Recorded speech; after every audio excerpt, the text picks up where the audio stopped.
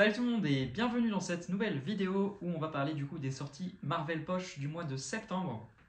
Donc pour la rentrée 2024, on a eu 4 nouveaux titres Marvel qui sont publiés dans cette collection.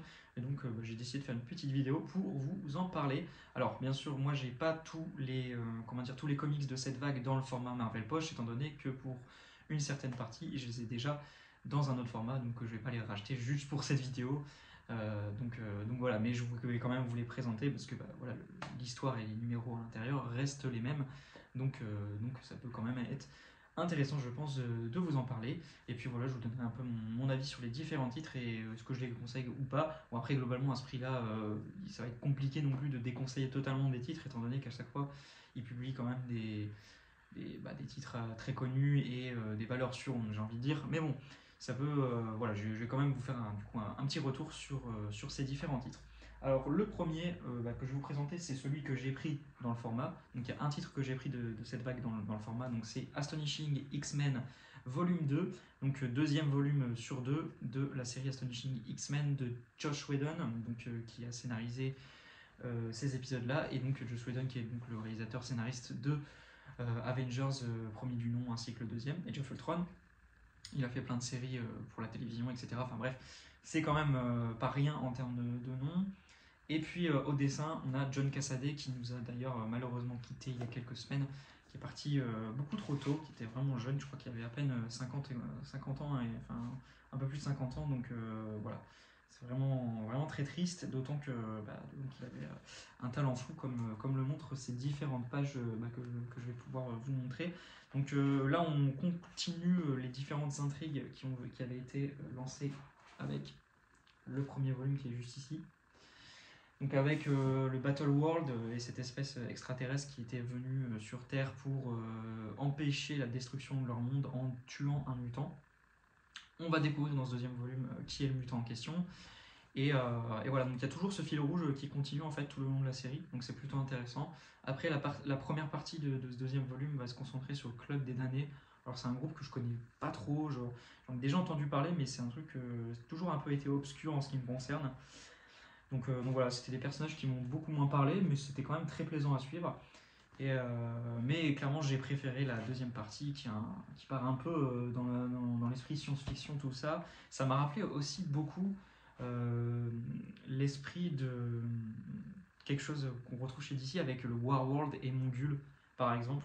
Je trouve qu'il y avait un peu des idées qui se ressemblaient, tout ça, avec cette espèce extraterrestre qui vouait un culte à la puissance et qui ne veut surtout pas que les différentes personnes aient de la pitié ou ce genre d'émotions-là. Donc je trouvais qu'il y avait un peu des ressemblances avec Mongul et le Warworld qu'on a pu voir chez DC, notamment avec le très bon run de Philip Kennedy Johnson sur Action Comics qui a été publié en VF chez nous. Voilà, donc franchement très bon deuxième volume. Si vous avez bien aimé comme moi le premier, foncez, celui-ci est tout aussi génial, avec une deuxième partie vraiment explosive et avec son lot de moments bien classe. Il y a un moment qui est très très cool avec Cyclope, avec une page magnifique de John Cassaday, voilà, qui est celle-ci. C'était hyper kiffant, j'ai adoré ce moment. Bref, donc voilà, donc ça c'était très très cool. Donc pour moi c'est une valeur sûre de cette collection Marvel Poche et que je peux que vous recommander si vous voulez lire du X-Men à petit prix. Ensuite, on a Civil War. Alors moi personnellement, je l'ai dans ce format-là. Alors globalement, à ce prix-là, je vous le conseille. Pour 10 euros, franchement, c'est l'un des events les plus connus, si ce n'est l'event le plus culte chez Marvel des années 2000, qui a redéfini plein de choses et qui, encore aujourd'hui, des fois dans certains arcs et tout, on a des allusions à ces événements. Donc c'est clairement un event un peu incontournable de chez Marvel que je conseille à tout le monde de lire au moins une fois. Et à ce prix-là, c'est assez imbattable, donc franchement, foncez. Maintenant, quand même, mise en garde, moi je suis pas le plus grand fan de ce récit. Donc il est scénarisé par Mark Millar et dessiné par Steve McNiven. Alors graphiquement c'est super beau, hein. Vous allez vous prendre des planches iconiques en veux-tu en voilà. Donc là-dessus il n'y a pas de souci, graphiquement déjà vous en aurez pour votre argent. Rien que pour ça je pense que les 10 balles valent le détour. Donc voilà, maintenant en termes d'écriture, tout ça, moi Mark Millar c'est vraiment pas un scénariste que je porte dans mon cœur, notamment chez Marvel. Et là clairement ça a été un peu le cas. C'est peut-être un de ces travaux que j'aime quand même le plus, mais je l'apprécie pas non plus de fou, pour vous donner à peu près une idée de ce que je pense du récit. Mais voilà, donc ça reste pas non plus totalement désagréable, contrairement à un autre récit que je vais vous présenter aussi à lire. Mais toujours en termes de caractérisation de personnages, tout ça, j'ai un peu du mal. Mais voilà, comme je vous l'ai dit, c'est un event culte. Voilà, Civil War, je pense que même si vous lisez pas de comics et que vous tombez sur cette vidéo par exemple, vous avez peut-être déjà un peu entendu parler de l'event. Si vous êtes un peu intéressé à l'histoire des personnages Marvel, tout ça, c'est vraiment une histoire culte et avec quand même des moments assez iconiques, on va pas se le cacher. Donc voilà, pour ce prix-là, encore une fois, moi je vous recommande quand même d'y jeter un œil. Et puis globalement, c'est quand même un event très apprécié. Je pense que je fais pas partie de l'avis majoritaire, quoi, des personnes qui l'apprécient pas trop. Donc il y a plus de chances que ça vous plaise que, comme moi, vous soyez un peu déçu et que ce soit pas trop votre cam. Un autre récit de Mark Millar, alors là je l'ai pas pris, mais du coup je vais vous présenter le volume 1 pour que vous voyez un peu de quoi je parle. Donc c'est The Ultimates volume 3, donc la deuxième partie de la deuxième série The Ultimates, scénarisée par Mark Millar là encore, et dessinée par Brian Hitch. J'ai détesté ce premier volume, je l'avais pris par curiosité, je m'attendais pas à grand chose, et franchement j'ai pas du tout aimé, c'est surtout pour l'écriture, quoi. Les personnages, tout ça, je les reconnais vraiment pas. Et d'ailleurs What If Comics qui en parlait dans certaines de ses vidéos, d'ailleurs si tu passes par ici, salut à toi, et je vous conseille franchement d'aller voir sa chaîne et ses vidéos, il fait pas mal de vidéos sur Marvel, tout ça, et moi c'est un vidéaste que j'adore suivre. Bref, et du coup, il en parlait des fois dans ses vidéos, et il disait que les personnages en termes de caractérisation, ils n'étaient pas non plus très reconnaissables, et je suis entièrement d'accord. Donc franchement, j'ai pas trop aimé, enfin j'ai même pas du tout aimé ma lecture. Graphiquement, ça va, c'est beau quoi, mais moi je suis pas le plus grand fan de Brian Hitch, donc ça m'a pas plus que ça interpellé. Maintenant, c'est pareil, c'est quelque chose qui est pas mal recommandé d'une manière générale, donc est-ce que vous pouvez tenter votre chance? J'ai envie de dire que oui, encore une fois, à ce prix-là, ça serait con de ne pas tenter le coup. Mais pour moi, il ne fait pas partie des premiers à se diriger, vers lesquels se diriger. Il y a d'autres choses à essayer avant de se diriger vers les Ultimates, je trouve, personnellement. Voilà, donc encore une fois, ce n'est que mon avis. Ne m'en voulez pas trop dans les commentaires si jamais vous n'êtes pas d'accord. Encore une fois, on a tous le droit d'avoir des avis différents. Je viens quand même un peu le rappeler. Bon, après, je dis ça, j'ai jamais eu globalement, je crois, de problème dans mes commentaires. Mais bon.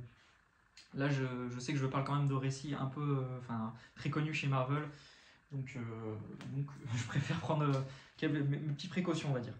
Et enfin, le dernier Marvel Poche qui est sorti, c'est le volume 4 de Ultimate Spider-Man. Alors moi, je l'ai dans ce format absolument gigantesque que sont les omnibus. Et donc du coup, c'est le 4e volume de Ultimate Spider-Man. Dedans, vous avez un arc avec la Chatte Noire notamment, qui, si je dis pas de bêtises, est sur la couverture du volume. Bon là ça va être compliqué pour vous montrer les pages, tout ça, parce que comme vous pouvez le voir, c'est un bottin quoi globalement. Donc voilà, donc les dessins de Mark Bagley qui sont toujours très très cool, et qui est un peu le dessinateur phare de la série, vu qu'il va presque faire tous les numéros de la série, en tout cas de l'ère Peter Parker. C'est à partir du 3e omnibus où il va pas tout faire les numéros, mais bon, il aura quand même fait, je crois, plus d'une centaine de numéros, donc ce qui n'est pas rien. Voilà, donc moi, c'est une série que j'aime beaucoup, Ultimate Spider-Man. Alors, elle n'est pas parfaite, il y a des arcs plus ou moins bons, je vais pas vous dire que c'est excellent du début à la fin. Mais là, en tout cas, dans le 2e omnibus, globalement, on est quand même toujours sur du très très bon.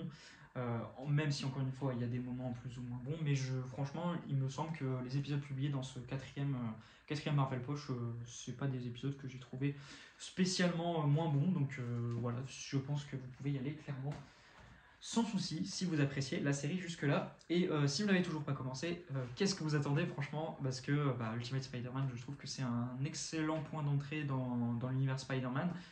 Il n'y a pas que celui-là, c'est pas le seul point d'entrée ou le meilleur point d'entrée, mais ça fait partie, je pense, des plus intéressants, parce que là, on re-raconte les origines de Spider-Man dans une nouvelle version, avec des petites variantes, des personnages qui restent semblables à ce qu'ils sont, mais qui vont un peu changer par rapport à la continuité classique. Donc franchement, c'est plutôt, je pense, intéressant. Maintenant, c'est aussi à reprendre dans son contexte. C'était nouveau tout ça dans les débuts des années 2000. Maintenant, c'est des récits qui ont plus de 20 ans. Donc ça peut prendre des fois quand même des petits coups de vieux. Mais bon, moi en tout cas, je vous recommande très chaudement quand même cette série. Ça a été une super aventure que j'ai adoré suivre en omnibus à l'époque. Voilà, bah écoutez, ça sera tout pour cette vidéo. J'espère qu'elle vous aura plu. Donc n'hésitez pas franchement à être curieux avec ces collections à petit prix, c'est vraiment l'occasion de se lancer dans les comics ou alors d'aller vers des titres qu'on n'avait pas forcément pu s'offrir en format classique. Donc voilà, n'hésitez pas à être curieux et puis n'hésitez pas dans les commentaires comme d'habitude à interagir, donner votre avis sur les comics dont j'ai parlé dans cette vidéo, ceux qui vous font envie, est-ce que vous en avez acheté, qu'est-ce que vous pensez du format. Bref, ce genre de choses, je me ferai un plaisir de vous répondre et d'interagir avec vous. Voilà, j'espère que cette vidéo vous aura plu. Salut tout le monde, prenez soin de vous.